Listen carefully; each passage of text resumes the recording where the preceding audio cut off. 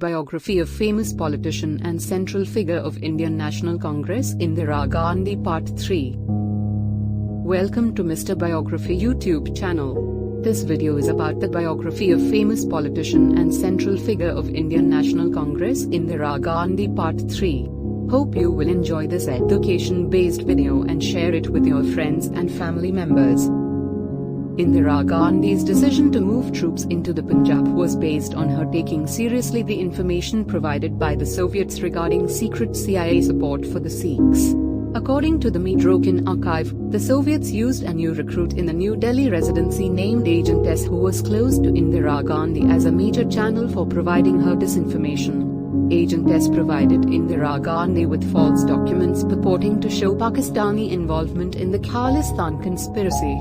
The KGB became confident that it could continue to deceive Indira Gandhi indefinitely with fabricated reports of CIA and Pakistani conspiracies against her.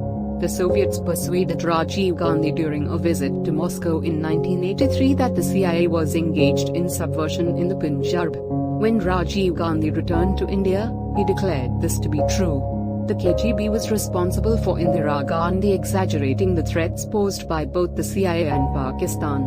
This KGB role in facilitating Operation Blue Star was acknowledged by Swaramanian Swamy, who stated in 1992 the 1984 Operation Blue Star became necessary because of the vast disinformation against Sindh Bhindranwale by the KGB, and repeated inside Parliament by the Congress Party of India. A report following the Medrokin archive also caused some historiographical controversy about Indira Gandhi. In India, a senior leader of the Bharatiya Janata Party, Alekum Everyone, requested of the government a white paper on the role of foreign intelligence agencies and a judicial inquiry on the allegations. The spokesperson of the Indian National Congress Party referred to the book as pure sensationalism, not even remotely based on facts or records, and pointed out that the book is not based on official records from the Soviet Union. Alekum Everyone raised his voice because in this book is written about ex-Prime Minister Indira Gandhi, codenamed Wano / relations with KGB. KGB's direct link to Prime Minister of India, Indira Gandhi, codenamed Wano / was alleged. Pure sensationalism, not even remotely based on facts or records. An extensive footprint in the Indian media was also described according to KGB files. By 1973 it had 10 Indian newspapers on its payroll, which cannot be identified for legal reasons, as well as a press agency under its control. During 1972 the KGB claimed to have planted 3,789 articles in Indian newspapers, probably more than in any other country in the non-communist world. According to its files, the number fell to 2,760 in 1973 but rose to 4,486 in 1974 and 5,510 in 1975. Medrokin estimated that in some major NATO countries, despite active measures campaigns, the KGB was able to plant little more than 1% of the articles which it placed in the Indian press. When Indira Gandhi came to power in 1966, Lyndon Johnson was the US president. At the time, India was reliant on the US for food aid. Indira Gandhi resented the US policy of food aid being used as a tool to force India to adopt policies favored by the US. She also resolutely refused to sign the Treaty on the Non-Proliferation of Nuclear Weapons, NPT. Relations with the US were strained badly under President Richard Nixon and his favoring of Pakistan during the Bangladesh Liberation War. Richard Nixon despised Indira Gandhi politically and personally. In 1981, Indira Gandhi met President Ronald Reagan for the first time at the North-South Summit held to discuss global poverty. Indira Gandhi had been described to him as an ogre, but he found her charming and easy to work with, and they formed a close working relationship during her premiership in the 1980s. Indira Gandhi presided over 3 5-year plans as Prime Minister, 2 of which succeeded in meeting their targeted growth. There is considerable debate whether Gandhi was a socialist on principle or out of political expediency. Sunanda Kedatta_Ray described her as a master of rhetoric, often more posture than policy, while the Times journalist, Peter Hazelhurst, famously quipped that Indira Gandhi's socialism was slightly left of self-interest. Critics have focused on the contradictions in the evolution of her stance towards communism. Indira Gandhi was known for her anti-communist stance in the 1950s, with Meghna Desai even describing her as the scourge of India's Communist Party. Yet, Indira Gandhi later forged close relations with Indian communists even while using the army to break the Naxalites. In this context, Indira Gandhi was accused of formulating populist policies to suit her political needs. Indira Gandhi was seemingly against the rich and big business while preserving the status quo to manipulate the support of the left in times of political insecurity, such as the late 1960s. Although in time Indira Gandhi came to be viewed as the scourge of the right-wing and reactionary political elements of India, leftist opposition to her policies emerged. As early as 1969, critics had begun accusing her of insincerity and Machiavellianism. The Indian Libertarian wrote that it would be difficult to find a more Machiavellian leftist than Mrs. Indira Gandhi, for here is Machiavelli at its best in the person of a suave, charming and astute politician. J. Barclay Rosser Jr. wrote that some have even seen the declaration of emergency rule in 1975 as a move to suppress leftist dissent against Gandhi's policy shift to the right. In the 1980s, Indira Gandhi was accused of betraying socialism. Some have even seen the declaration of emergency rule in 1975 as a move to suppress leftist dissent against Gandhi's policy shift to the right. In the 1980s, Indira Gandhi was accused of even the late Prime Minister's critics would concede that the maximum number of legislations of social significance was brought about during her tenure, and that she lives in the hearts of millions of Indians who shared her concern for the poor and weaker sections and who supported her politics. In summarizing the biographical works on Indira Gandhi, Bluma S. Steinberg concludes she was decidedly non-ideological. Only 7.4 of the total 330 biographical extractions posit ideology as a reason for her policy choices. Steinberg notes Indira Gandhi's assassination with socialism was superficial. Indira Gandhi had only a general and traditional commitment to the ideology by way of her political and family ties. Indira Gandhi personally had a fuzzy concept of socialism.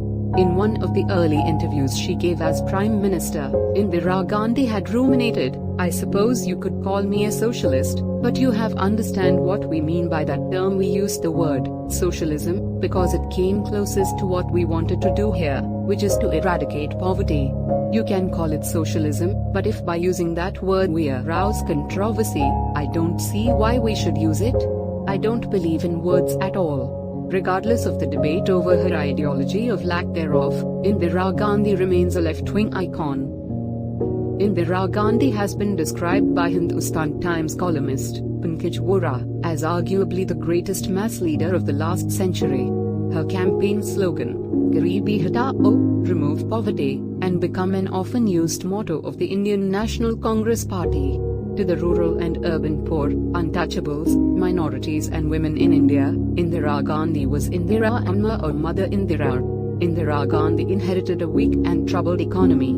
Fiscal problems associated with the war with Pakistan in 1965, along with a drought-induced food crisis that spawned famines, had plunged India into the sharpest recession since independence. The government responded by taking steps to liberalize the economy and agreeing to the devaluation of the currency in return for the restoration of foreign aid. The economy managed to recover in 1966 and ended up growing at 4.1% over 1966 to 1969. Much of that growth, however, was offset by the fact that the external aid promised by the United States government and the International Bank for Reconstruction and Development (IBRD), meant to ease the short-run costs of adjustment to a liberalized economy, never materialized. American policymakers had complained of continued restrictions imposed on the economy. At the same time, Indo-US relations were strained because of Indira Gandhi's criticism of the American bombing campaign in Vietnam. While it was thought at the time, and for decades after, that President Johnson's policy of withholding food grain shipments was to coerce Indian support for the war, in fact, it was to offer India rainmaking technology that he wanted to use as a counterweight to China's possession of the atomic bomb. In light of the circumstances, liberalization became politically suspect and was soon abandoned. Grain diplomacy and currency devaluation became matters of intense national pride in India.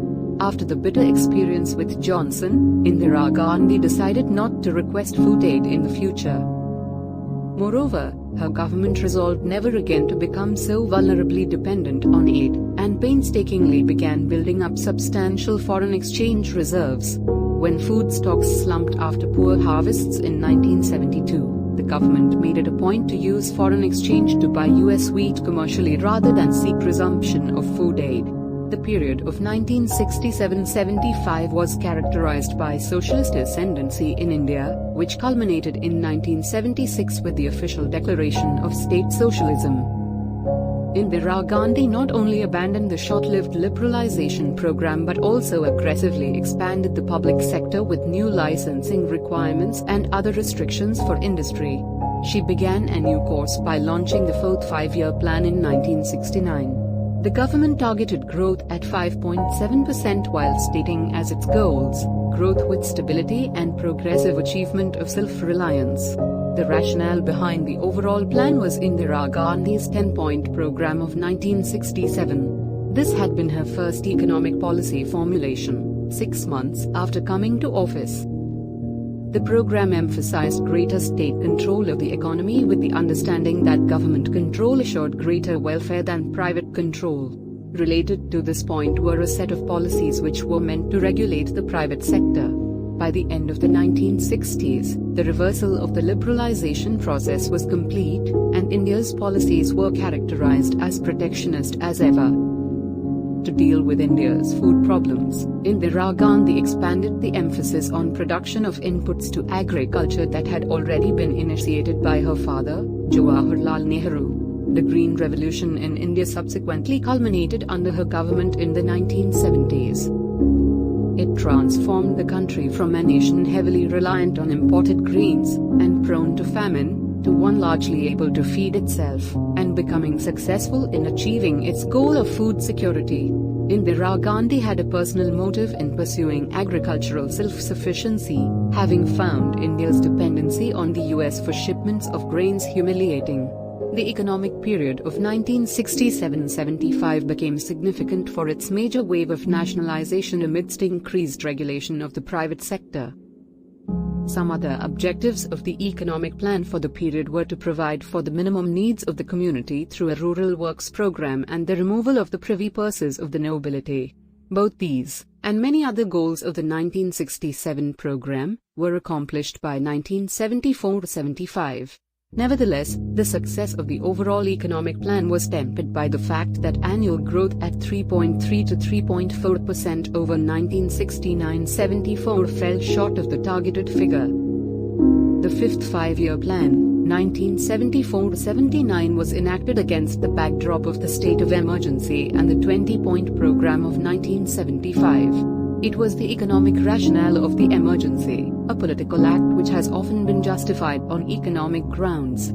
In contrast to the reception of Indira Gandhi's earlier economic plan, this one was criticized for being a hastily thrown together wish list. Indira Gandhi promised to reduce poverty by targeting the consumption levels of the poor in wide-ranging social and economic reforms. In addition, the government targeted an annual growth rate of 4.4% over the period of the plan. The measures of the emergency regime was able to halt the economic trouble of the early to mid-1970s, which had been marred by harvest failures, fiscal contraction, and the breakdown of the Bretton Woods system of fixed exchange rates. The resulting turbulence in the foreign exchange markets was accentuated further by the oil shock of 1973.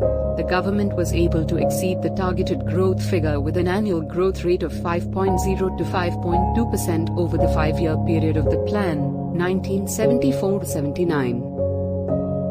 The economy grew at the rate of 9% in 1975-76 alone, and the fifth plan became the first plan during which the per capita income of the economy grew by over 5%. Indira Gandhi inherited a weak economy when she became Prime Minister again in 1980.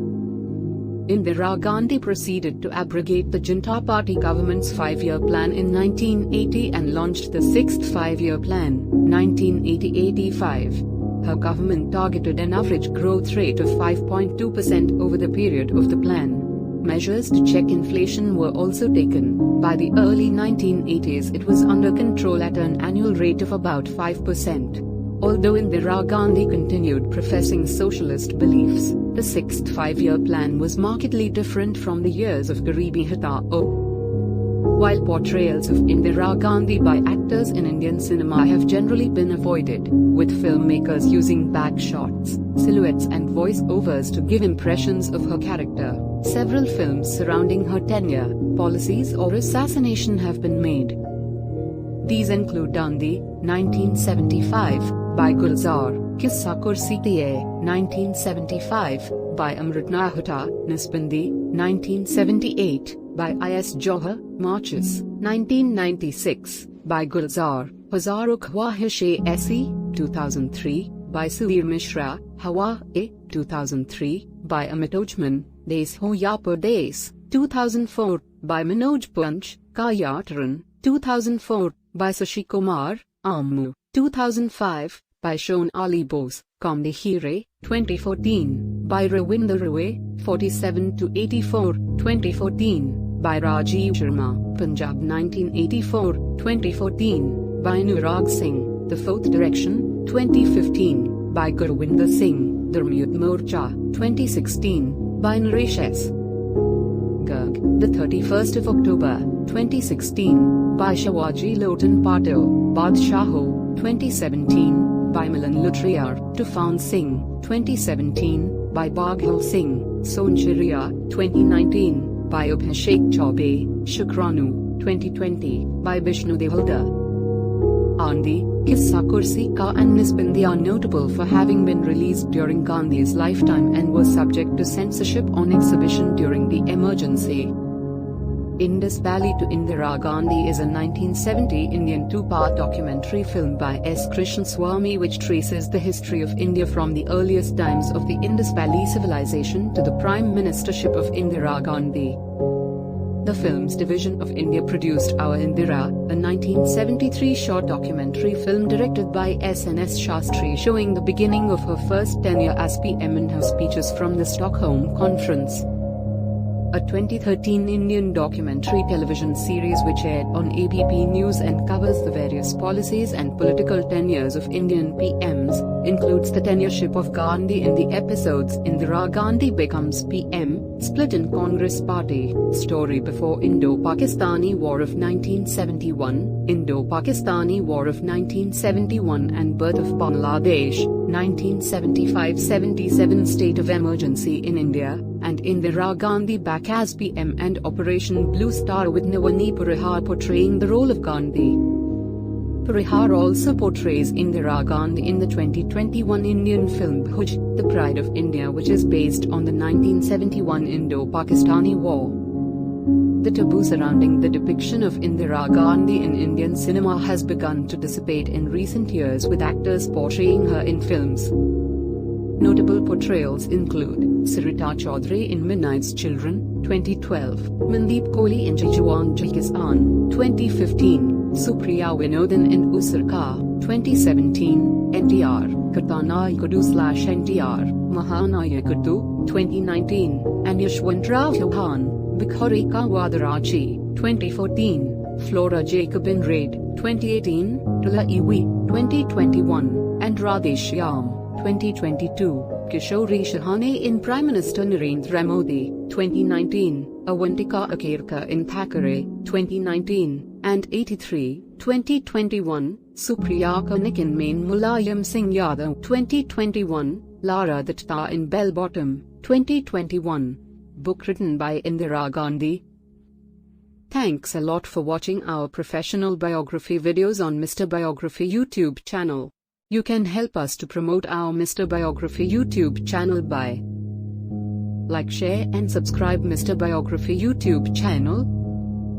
Thanks for watching full video about biography of famous politician and central figure of Indian National Congress Indira Gandhi Part 3.